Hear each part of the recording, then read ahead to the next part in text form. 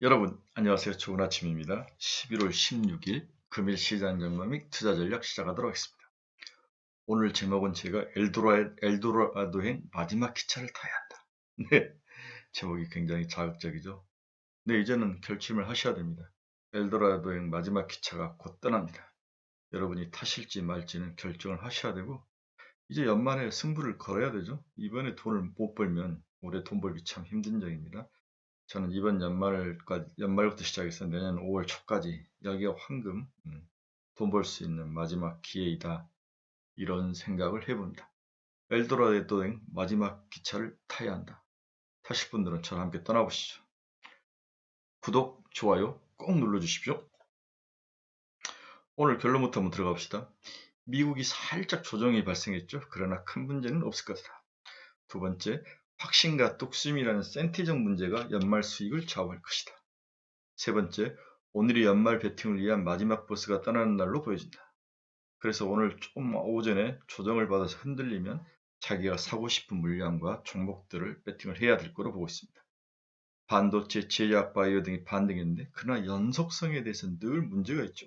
특히 제약 바이오에 대해서 연속성에 문제가 있기 때문에 무턱대고 쫓아가는 것은 좀 반대이다. 반도체도 어제 많이 올랐기 때문에 오늘 조정을 받을 건데 이 중에서 선별해서 투자하는 Y전 전략이 필요합니다. 기존 강자인 게임, 엔터, NFT 등의 방등 강도와 시기는 다시 얘들 중에서 선두권들만 살아남는 그러한 채로 걸르는 그러한 시기가 올 것이다. 그래서 되도록이면 1, 2등에 집중을 하고 지난번에 이제 시장이 특히 게임주 같이 막 옆으로 확장돼서 여러 종목들을 건드는데 그런 종목보다는 앞에 나간 1, 2등. 문제는 1, 2등이 너무 주가가 많이 올라서 주저주저하는데 그들이 계속 가는 거죠. 그래서 게임, 엔터, NFT 1, 2등을 주로 사더라도 사다. 만약 이게 없으면 추가로 들어가고 기존에 있으면 좀 더 포지션을 실어야 되는 거죠. 추가로 늦게 들어가신 분은 지금부터 수익률은 무조건 15%다. 이제 어제 지난주는 20%였는데 좀 줄죠. 이미 올라왔기 때문에 이미 가지고 계신 분들 연말까지 15% 정도 수익이 나면 어느 정도 단기 수익은 실현을 해야 된다. 단기 투자인 사람들 이야기하는 거죠. 마지막으로 다 살 수 있나? 다 살 수 없습니다. 계속 좋은 종목이 순환매로 돌아가는 거죠. 어제는 반도체, 제약바이오 눈이 휙휙 돌아가죠. 이제는 선택과 집중이 필요합니다. 섹터와 종목에 대해서 스스로 좁혀서 결심을 해야 할 시간입니다. 전일 미국 시장 요약해 드리겠습니다. 미국이 금리가 상승했습니다. 10년짜리 금리가 1.67, 7bp가 상승하면서 기술주의 부정적 영향을 반영을 된 것 같습니다. 그래서 오늘 기술주가 조금씩 다 조정을 받았습니다. 바이든이 1.2조 달러 규모 인프라 법안 서명을 예정이다. 지금 인프라 법안 서명보다는 시진핑과의 정상회담이 남아 있는데, 네, 서로 화상으로 정상회담하면 뭐 얼마나 사실 깊은 대화와 어떤 긴장감이 있겠습니까? 저는 기대를 크게 하지 않습니다. 뉴욕 제조업 지수가 30.9 예상을 상회했다. 네, 구체적인 어떤 그 경제 지표들은 돌아서고 있습니다. 우리가 생각하는 것보다도 훨씬 더 건전한 모습으로 튼튼한 모습으로 돌아서고 있습니다. 인플레이션 상승에 금값이 5개월 내 최고치를 기록했다. 1856달러인데요. 인플레이션으로 비트코인, 금이 상승. 저는 이제 금을 버리라고 그랬는데 가격을 보니까 지속적으로 상승한 면이 있네요. 그래서 전통적인 시장에 남아있는 사람들이 70%, 80% 있고 또 새롭게 들어온 사람들은 비트코인을 선호하고 기존에 있던 분들은 금을 선호하는데 역시 금이 인플레이션 상승 효과라든지 여러 리스크에서 안전한 자산으로 보고 금값이 5개월 내 최고치로 올라와 있습니다. 테슬라 시가총액 1조 달러를 붕괴했다가 다시 1조 달러를 탈환했더라고요. 오너 리스크가 대두됐습니다. 네, 샌더스 의원과 말싸움을 했죠. 네가 말하면 내가 더 팔아줄까? 뭐 이런 내용이었죠. 오너 리스크, 오럴 리스크죠. 네. 리비아는 15% 이상 상승하면서 어떤 그 대안적인 모습을 보였는데 제가 어제 그렇게 이야기했죠. 서로 역의 상관관계일 확률이 높아 보인다. 그런 면에서 리비아는 당분간 지속적으로 갈 것이다. 테슬라가 무너지면 무너질수록 리비안이 대안이 있기 때문에 미국 시장은 밸런스를 맞춰서 갈 수 있습니다. 미국 시장이 무너질 거다? 그런 걱정은 안 하셔도 됩니다. 리비안이 없었다면 솔직히 말해서 센트가 무너졌을 겁니다. 하지만 리비안이 훨씬 더 튼튼하고 안전하게 받침을 가지고 버텨주고 있습니다. 특히 여기에는 아마존과 포드라는 두 거대 이제 지주회사가 있기 때문에, 주주가 있기 때문에 더 매력적인 것, 특히 아마존이 있기 때문에 더 매력적이죠. 20%를 들고 있죠. 바네크 비트코인이라는 회사에서 비트코인 선물 ETF를 또 상장을 시키겠다. 얘들은 현물이 아니라 선물을 기준으로 ETF를 상장하죠. 선물 가격에 연동한다. 그 선물은 또 그 앞에 현물 가격에 연동하는 거죠. 그래서 좀 더 좀 안전 조치를 취하는 거죠. 왜 그러냐면 선물 가격보다 현물 가격이 있을 때는 붕괴된 케이스가 많죠. 예를 들어서 종목이 편입시켰는데 뭐 망한다든지 이러면 타격이 큰 거죠. 안정성을 확보하기 위해서 선물 시장의 움직임을 복제를 해서 ETF를 만드는 것 같습니다.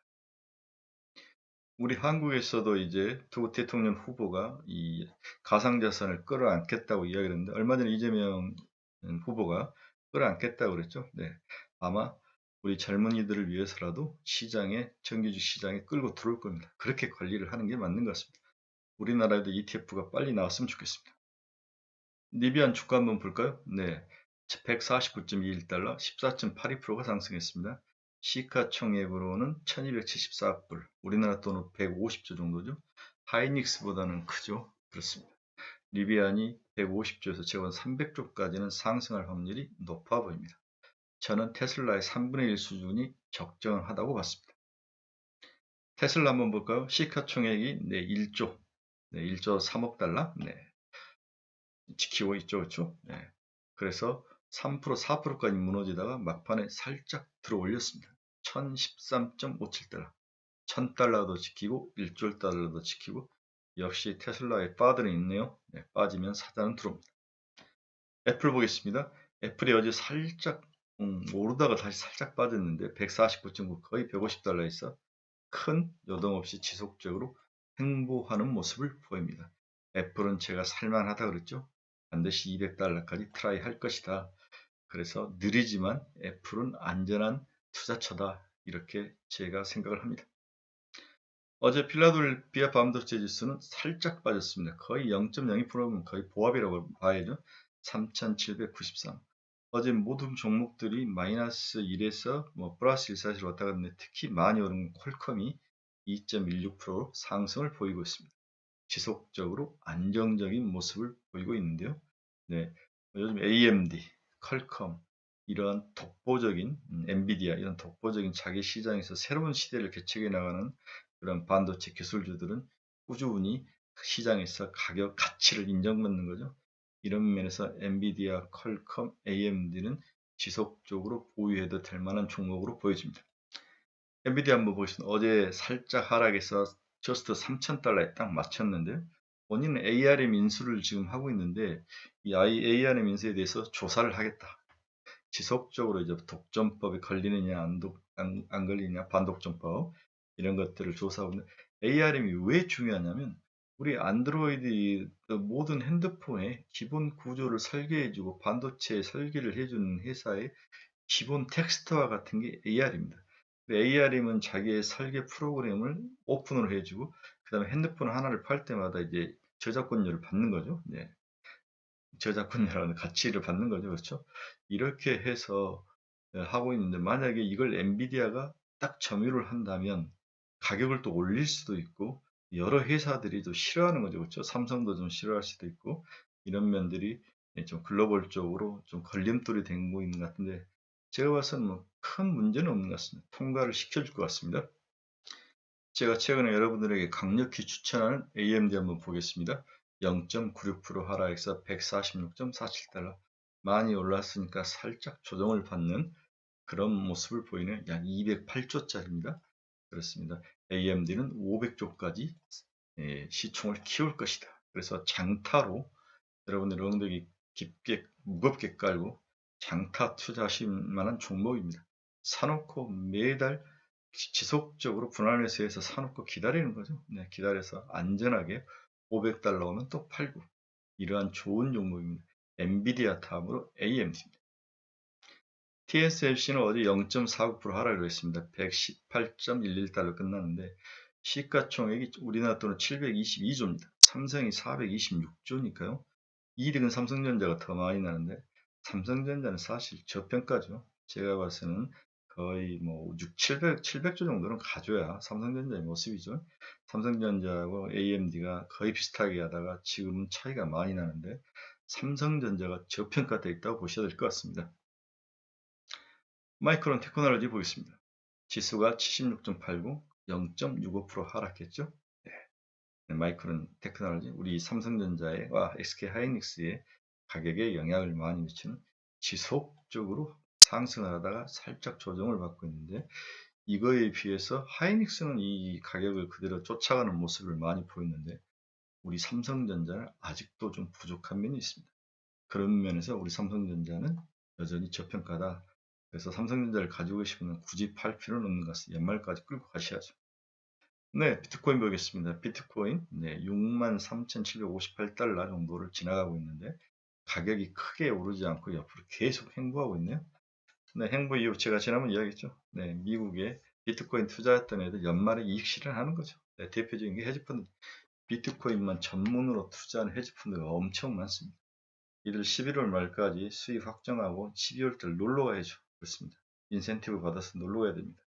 이런 면에서 비트코인은 11월 달, 다음 연말에 살짝 옆으로 횡보할 확률이 있다.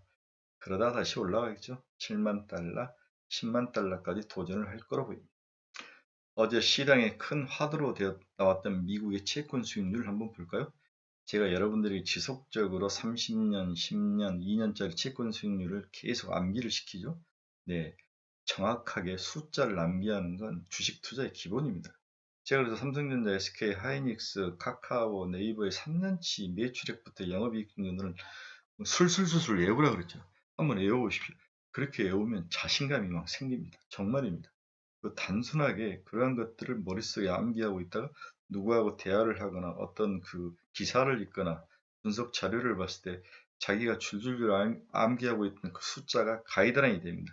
그래서 보이지 않던 새로운 비트인 라인이 보이는 거죠. 그렇습니다. 어느 정도 이 주식은 아날로그라고 하죠. 제가 노가다라고 했죠. 몸으로 공부하는 것이라고 여러 번 말씀하셨죠. 손으로 써가면서 어느 정도 공부를 하셔야 됩니다. 암기가 나쁜 게 아닌 것 같아요. 주식은 높은 수학적인 뭐 로그 함수, 지수 함수 뭐 이런 게 필요한 게 아닙니다. 수학과 산수와 적절한 엑셀, 그리고 기억력, 그리고 세상을 변화를 보는 그 인사이트, 뷰 이런 것들이 섞여져 있는 종합 예술인 거죠. 네, 2년짜리는 0.52, 네, 0.5%를 넘어섰죠. 네, 10년짜리는 1.63, 1.5를 넘어섰습니다. 그래서 7bp가 상승하는 모습을 보였습니다. 30년짜리 이미 2%를 넘었죠. 얼마 전만 해도 우리가 1.89, 1.88 이렇게 봤는데 벌써 2%가 넘어왔죠. 제가 봐서는 금리는 테이퍼링과 또 내년 금리 인상 전까지 오르는데 내년 1, 2분기까지 금리가 오를 확률이 있습니다. 오르다가 빠질 것 같은데 지금이 그 첫 단추를 넣은 것 같아요. 그렇다면 금리가 지속적으로 상승할 트렌드가 탄다면 이제 속도가 문제겠죠. 급하게 너무 오르면 확실히 주식시장에 안 좋은 영향을 미칩니다. 하지만 부드럽고 상승 속도를 완만하게 한다면 그게 어느 정도 잡힐 수 있을 것 같은데 그래서 미국 정부는 테이퍼링과 금리 인상을 계속 흘리고 한편에서는 수급을 조절하죠. 30년짜리, 10년짜리, 2년짜리 입찰 물량을 줄이면서 금리를 조절해 가는데 이게 안 먹힐 때가 이제 문제가 발생하는 거죠. 일단 어제는 미국 금리가 상승하면서 제약바이오와 기술주에 타격을 준 건 사실입니다. 환율 한번 보겠습니다. 1179.5원. 네, 어제는 거의 보합이 있네 움직이지 않았습니다. 좀 더 빠져야 된다. 최소한 1150원까지 내려가야죠. 그런데 원달러가 이렇게 움직이지 않는 것은 시장에 큰 이제 모멘텀이 없는 거죠. 한 1180원 정도 오면 정부도 이제 워칭하고 있고 시장에서도 이 정도면 너무 약해진 거 아니냐 이렇게 보는 면도 있고 또 1150원 이하로는 또 가지 않는 게 있고 그래서 우리가 한 번 더 금리 인상을 한다면 제가 봐서는 환율은 1150원대까지 빠질 확률이 있다. 대신 미국 쪽에서는 지속적으로 금리 인상 살만 흘리고 있죠.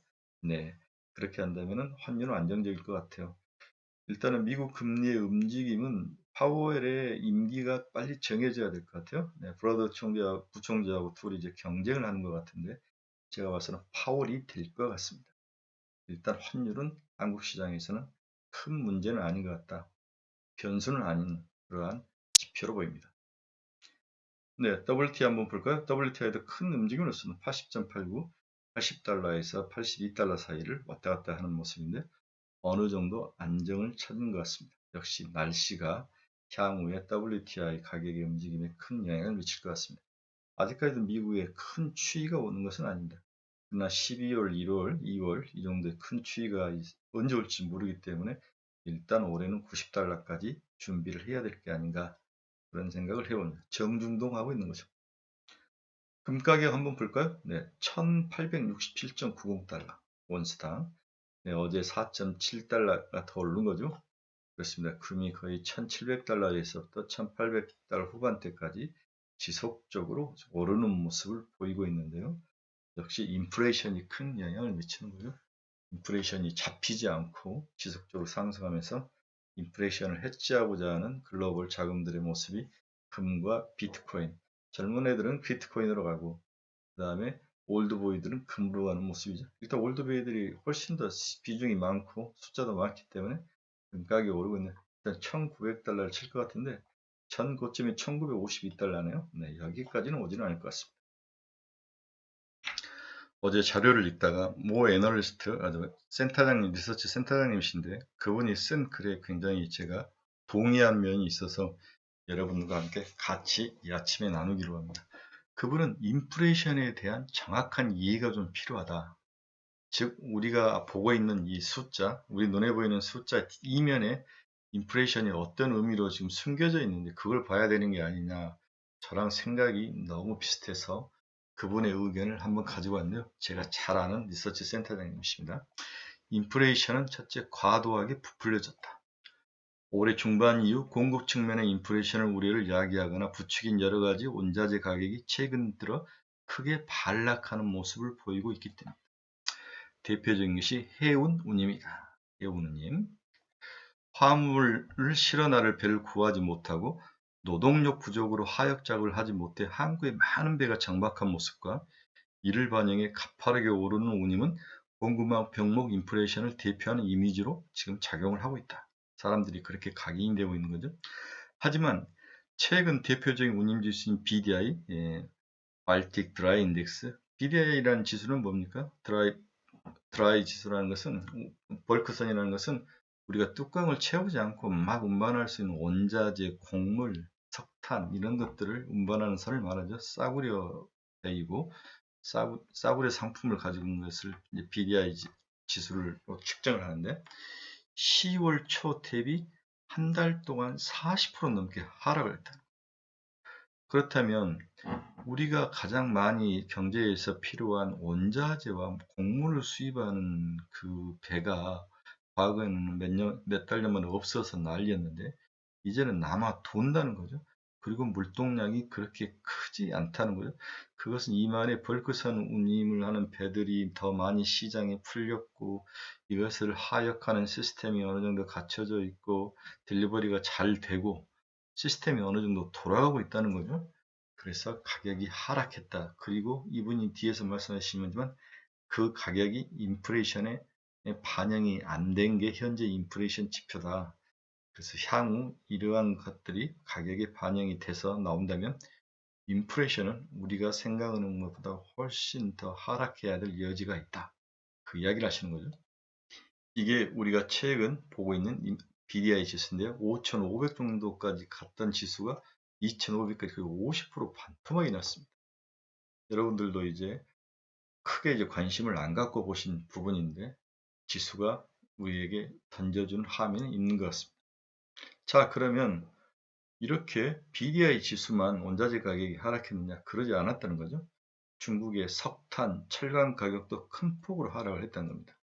중국 철광석 선물 가격은 7월 고점 대비 50% 넘게 하락했고 많이 하락했네요. 9월 정전 사태와 우리나라 요소수 사태의 원인으로 진복되는 중국 석탄 가격은 10월 19일 이후 20여일 만에 47%는 하락을 했답니다. 정상적인 시장 가격 형성이라기보다는 상황 수요 외에 중국 정부의 인위적인 노력, 관리 등이 복합적으로 작용을 했다고 보는 거죠. 즉 정책의 시스템, 각 나라들의 어떤 정책 시스템이 이제 작동을 하기 시작했다는 인플레이션을 잡기 위해서 시간의 문제이지 인플레이션은 생각보다는 쉽게 잡힐 확률이 있다. 지난달 뭐 중국 인플레이션 난리가 났죠. 얼마 전에 발표되면서 13%뭐 이렇게 오르는데 이제 이러한 것들이 정부가 손을 놓지 않고 작동을 하고 있다. 그러면 3, 4개월 후에는 내년 1분기에는 인플레이션이 확실히 꺾일 확률, 이 확률이 높다고 봐야 되죠. 이게 철 스크랩과 철광석 가격 추이인데요. 이 얇은 파란색이 철광석 가격입니다. 이렇게 하락을 했죠. 그렇죠? 네, 달러당 400, 한 4, 50달러 톤단 했던 것들이 지금 200대 후반까지 왔으니까 거의 45% 정도 하락한 그러한 모습을 보입니다. 철광석 스팟 가격이 이렇게 하락을 했다는 거죠. 우리가 눈으로 확실히 확인을 했습니다. 그러면 철광석을 가지고 철강을 만드는데 이러한 철강 가격도 이제 기점으로 해서 2021년 6월 기점으로 해서 가격이 꺾이고 있는 거죠. 그렇습니다. 원재료인 철광석이 꺾이고 이걸 만들어가지고 철강을 만드는데 철강 가격도 여러 모든 다양한 종류의 철강 가격이 꺾이고 있는 모습이 나타나고 있습니다. 이게 우리 인플레이션에 반영되는 게 4분기부터 있을 확률이 있다. 이런 면에서 그렇게 공포스럽게 인플레이션이 세상의 어떤 변화의 중심인 것처럼 어떤 리스크적인 요인으로만 보는 것은 아닌 것 같다. 이걸 말씀하시고 계신 거죠. 네. 그래서 현재 이 고물가 지표는 원자재 가격 하락이 반영된 전 물가 지표이다. 최근 발표되고 있는 10월 물가 지표는 원자재 가격이 아직 반영되지 않는 데이터라는 게 중요하다. 그리고 무엇보다도 관심이 쏠리던 원자재 가격의 반락은 가격 고평가에 대한 부담이나 해당 정부들의 공급망 정비, 병목 요인 개선 또는 테이퍼링과 같은 유동성 조절의 영향이 반영되기 시작한 결과물일 수도 있다는 점이다. 그렇습니다. 곧 있으면 인플레이션은 그 자체적으로 투기적 수요들이 이제 연말에서 이제 빠져나가는 거죠. 이익 실현하면서 투기적 수요들이 일단 빠져나가고 또 현실적으로 그렇게까지 많이 니즈가 있는 것들은 아닌 것 같다. 여기에 정부 정책이 삼박자가 돼서 인플레이션을 잡을 수 있을 것이다. 이 부분에 대해서 여러분들이 좀 인지를 하고 있어야 되는 게 아니냐 이런 결론을 낼 수 있을 것 같습니다. 전일 한국 시장 잠깐 정리해 보겠습니다. 먼저 반도체가 반등했는데요. 반도체 반등 이유는 여러 가지가 있습니다. 이재용 회장의 미국 방문, 뭐 다음에 이제 5G나 그다음 VX, 뭐 이런 AR, VR에 고급 반도체가 사용이 된다. 뭐 여러 것들의 원인들이 있는데 가장 큰 원인은 근본적으로 보면은 공급 조절이 났었다는 거죠. 삼성전자와 SK 하이닉스가 그동안 올해 공급을 굉장히 많이 늘렸습니다. 그래서 늘렸던 것들을 이 3분기 IR을 통해서 보면은 공급을 줄이겠다고 분명히 선언을 하고 있습니다. 이 Q를 조절하는 거죠. 그렇죠? 조절해서 P를 조절하는데 그래서 걔들은 과거에도 Q를 조절해서 가격을 안정시키는 경험을 해봤기 때문에 너무 반도체 가격이 하락해서 걱정하지 마라를 IR 때 지속적으로 우리에게 이야기를 해줬는데 시장은 그렇게 해석을 안 했던 것 같죠? 너희들의 능력을 못 믿겠다 이렇게 봤는데 현재 그렇지 않은 것 같다. 충분히 Q를 조정해서 P 가격을 안정적으로 유지할 능력이 있는 거 아니냐 이런 이야기를 하고 있는 것 같아요. 2022년 하반기 메모리 수급 개선 전망을 둘 수 있다. 최근 메모리 수급 둔화를 인지한 메모리 기업들이 2022년 보수적 투자를 천명하기 시작했다. 그렇죠? 향후 수급의 긍정적 요인으로 작용하기 시작한 것으로 보인다. 이제 와서 이제 긍정적인 요인으로 작용을 하기 시작했던 거죠. SK 하이닉스가 3분기 실적 컨퍼런스 콜에서 향후 D램 공급 전략에 대해서 수익성을 최우선시하겠다고 언급을 했어요. 저도 방송을 통해서 들었는데 얘들 IR을 이제 방송을 통해서 현황 상황 중계를 다 해주는데 매니저들은 다 듣습니다. 고객 수요에 부정적 움직임이 발생할 경우 출하를 줄이고 재고를 확보하겠다고 밝혔다. 그렇죠. Q를 조절하겠다는 거죠. 그렇죠? 네. 삼성전자는 고객 수요를 고려해 매우 신중한 검토를 통해 2022년 캐파 투자 계획을 수립하겠다고 말했다. 매우 신중한 검토, 줄이겠다는 이야기죠. 업체들의 공급 조절이 현실화될 경우 공급 축소를 통한 수급 개선세는 2022년 3분기부터 나타날 수 있다고 판단된다. 그런데 항상 6개월 전 3반영이다. 그래서 연말하고 내년 1분기에 이렇게 공급 조절 문제로 인해서 가격의 안정함에 대한 그런 긍정적인 요인들이 확실히 반도체 가격이 나타날 게 아닌가.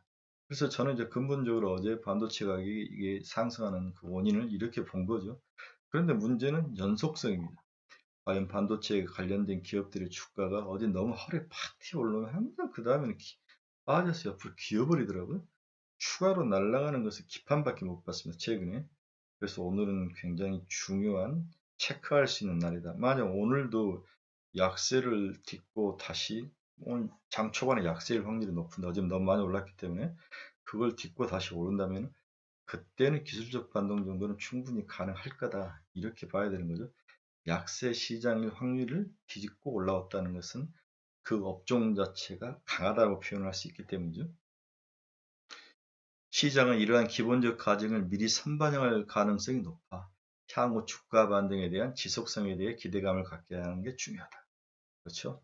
다 이제 물량을 늘리지는 않습니다. 그렇죠? 낸드는 살짝 올라갈 수 있는데 D램은 그렇지 않죠? 지금 문제는 이제 D램 가격이 하락이 큰 거죠. 현물 가격이. 네. 두 번째로는 셀트리온이 레키노라가 유럽의약청에 이제 허가를 받는 거죠. 이 레키노라에 대해서 뭐 의견들이 두 가지입니다. 첫째는 너무 뭐 환자가 그렇게 많지 않은 거죠.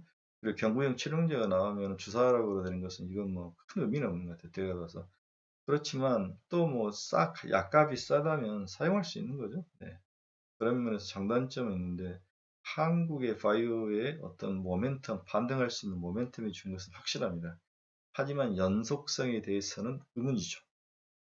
어제 메타버스 관련주들이 상승했죠. 디어유, 자이언트 스텝, 덱스터. 네, 디어유는 뭐 상장한 지가 얼마 안 됐는데 한 달 있으면부터 물량, 닷컴 물량 나오는데 디어유는 건들지 않는 게 나을 것 같고 단타로 치고 빠져야겠다. 대신 자이언트 스텝과 덱스터는 확실히 이 시대의 시대 정신입니다. 지금 자이언트 스텝은 하이브가 1000억 정도 투자 이야기 나오면서 지속적으로 상승해서 끌고 올라갔고 덱스터는 VX라든지 VFX라든지 이러한 실력으로 끌고 가는 거죠. 곧 있으면 지옥이라는 뭐 드라마를 하는 것 같은데 거기에 이제 가상 현실을 그릴 수 있는데 덱스터가 참여를 하는 것 같습니다. 애플이 급성장하는 메타버스 시장을 겨냥해 내년 하반기 MR 헤드셋을 출시할 예정이다. 메타버스 관련들이 상승하는 원인 중에 하나이다. 모멘텀은 된 것 같습니다. 외국인과 기관들이 동반 순매수가 나타나면서 어제 장을 모처럼 끌고 올라간 거죠. 자, 문제는 NC소프트인데 금요일에 3천억 샀던 사람이 99%다 다시 뒤집었다는 거죠. 장난하는 것도 아니고 이거 대체 뭐 제 헤지, 제 헤지펀드 매니저 한 지 오래됐는데 이런 것도 처음 본 것도 3천억을 사는 것도 처음이고 그걸 하루 만에 다 뒤집는 것도 그만큼 시장에 돈은 많은 것 같아요. 대신 그 돈이 전체적 시장을 다 끌고 갈 돈의 수준은 아닌 것 같고 어느 한두 테마를 끌고 올라갈 수 있는 집중화, 그렇죠? 작전화 이 정도의 돈들은 시장에 있는 것 같습니다. 이러한 그 어떤 시장의 특징을 보면 잘못 걸리면 늪속에 빠져서 죽고 잘 걸리면은 돈을 많이 벌 수 있는 그러한 장에서 그래서 집중하고 종목을 잘 골라야 되는 거죠. 잡지에 손을 대지 않고 아시겠죠? 어떤 제니 델런 미국 재무장관이 관세 인하 발언을 했죠. 왜 관세를 인하했겠습니까? 그리고 물가 낮추겠다는 거죠. 이 물가가 높아지면서 지금 민주당 정권하고 바이든 정권 인기도가 박살이 나고 있는데 이건 뭐 목숨 걸고 물가를 낮춰야 되겠죠. 그다음에 중국의 유동성을 확대할 가능성, 단기 유동성을 확대할 거죠. 인민의 지준 준비를 50% 인하할 가능성. 10억 이하는 유동성을 풀 것이다. 2조 정도인데 중국의 10월 신규 주택 가격은 전월비 0.2% 하락했는데 이는 2015년 이후 최대 하락폭을 기록했다. 드디어 이제 중국이 자기들의 긴축 정책에 어떤 효과가 나타나는 거죠. 그렇습니다. 이런 것들이 어제 시장 상승에 좋은 모멘텀이 됐던 것 같습니다. 그러나 이렇게 좋은 면만 있는 것도 아니고 시장에 뭐 리스크도 있습니다. 지속적으로 유상 증자 물량이 대기하고 있는데 삼성중공업이 1조 2,800억 등 유상 증자 물량이 대기하고 있고 에코프로도 이제 지주사와 자회사를 나누면서 자회사 지분을 갖기 위해서 유상증자를 통해서 자회사 지분을 더 가져오는 5천억 정도의 유상증자가 남아있고 진에어도 생존에 관련된 유상증자 1238억이 남아있고 연말까지 해서 약 2조 정도의 유상증자 물량이 대기하고 있는 거죠. 이런 것들이 계속 그 수급을 희석시키면서 올 1년 내내 우리를 괴롭혔던 것 같습니다. 하지만 제가 봐서는 이런 건 마이너티한 이야기가 돈이 그렇게 크지는 않습니다. 시장이 센티만 돌아선다면 이런 작은 문제는 문제도 아니죠. 마지막으로 금일 관심 종목 한번 봐드리겠습니다. 관심 종목인데 여러분, 투자 추천 종목이 아닙니다. 네, 여러분들이 한 번 더 대세김질을 해서 여러분들 거로 만들어서 투자를 하셔야죠. 반도체의 핵심은 연속성에 있습니다. 어제 모두 다 상승해서 올라왔는데 오늘도 과연 그럴 만한 파워가 있느냐, 이게 제일 중요합니다. 그래서 저는 선별적으로 될 것 같고, 오늘 오전에 살짝 조정을 봤는데 그래도 그걸 뚫고 올라온 녀석이 선두권입니다. 아셨죠? 네. 삼성전자, 하이닉스, LG이노텍, 한미반도체, 오니아이프, 테스 뭐 이런 종목들이 올라왔죠. 또 OLED 3인방, 덕산, 네오록스, 이녹스 첨단소재, 솔로스 첨단소재.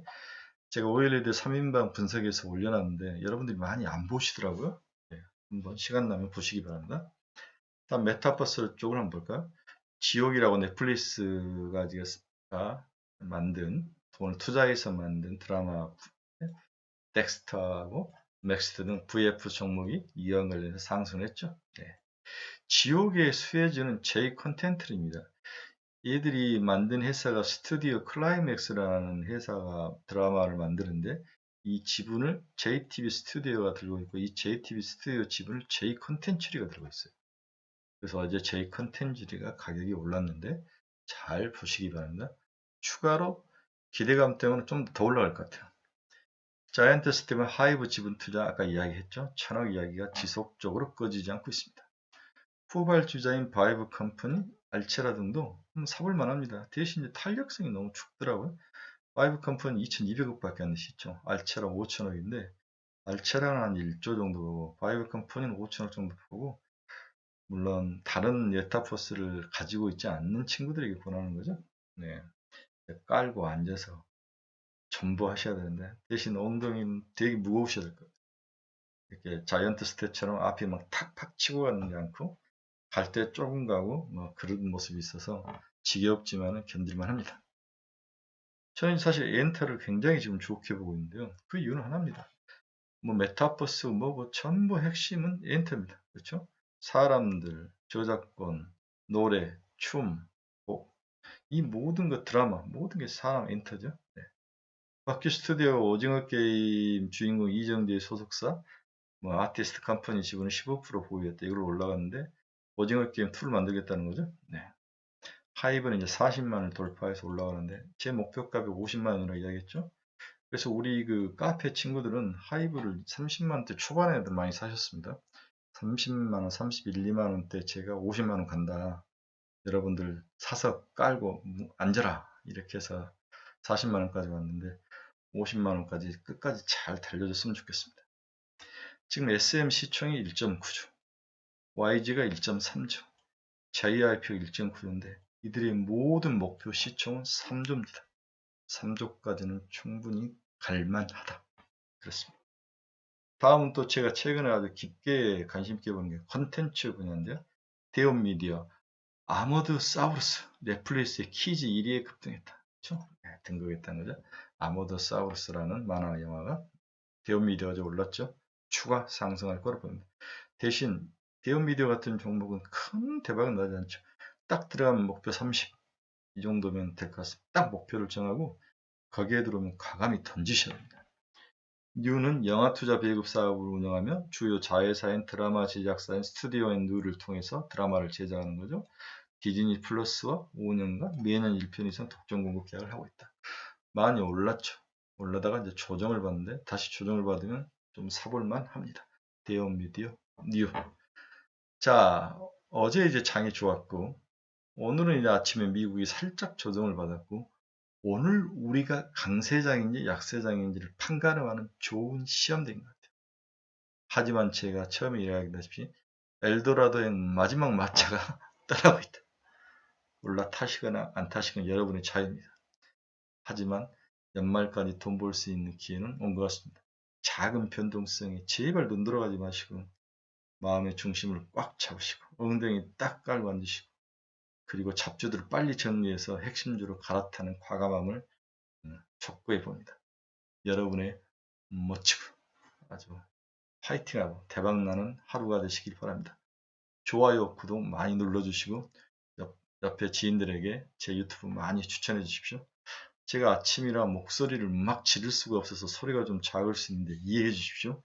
저희 집이 이제 제가 저희 방에서 새벽에 이제 보통 6시 정도 하는데 혹시 이웃들에게 방해가 될까봐 목소리를 좀 조절하는데 여러분들이 많이 이해 바랍니다. 여러분 감사합니다.